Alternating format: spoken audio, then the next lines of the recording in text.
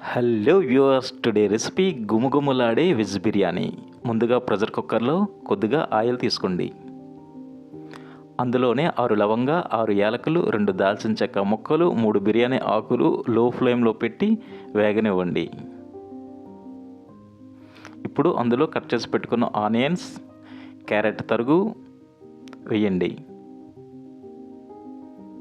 కొద్దిగా అల్లం వెల్లుల్లి పేస్ట్ వేసి బాగా మిక్స్ చేయండి. ఇప్పుడు అందులోనే టమోటా పీసెస్ని కూడా వేయండి. అందులో 6 పచ్చిమిర్చిని కట్ చేసుకుని వేయండి. అందులో కొద్దిగా పసుపు వేయండి, ఇది జస్ట్ కలర్ కోసం మాత్రమే. అందులో 2 గ్లాసుల బియ్యంకి 4 గ్లాసుల వాటర్ వేయండి.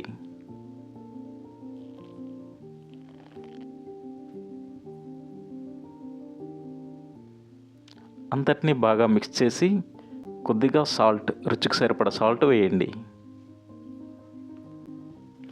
అందులో ఒక చెక్క నిమ్మరసాన్ని వేయండి. కొద్దిగా బిర్యానీ మసాలా పౌడర్ కూడా. అందులో డాబర్ కివెరా వాటర్ 3 డ్రాప్స్. ఇప్పుడు అంతటినీ బాగా మరగనివ్వండి. కొంచెం కొత్తిమీర తరుగు వేయండి. మీకు వాటర్ ఎంత బాగా మరిగితే అంత టేస్ట్ వస్తుంది. అందులో 2 గ్లాసుల నానబెట్టి ఉంచుకున్న బియ్యాన్ని వేయండి.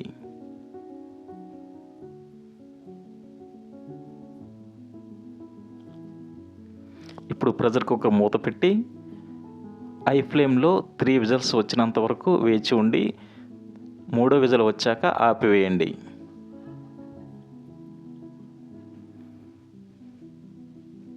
విజిల్ ఆగినాక ఒక 30 నిమిషాల వరకు అలాగే ఉంచండి. గుమగుమలాడే వెజ్ బిర్యానీ రెడీ.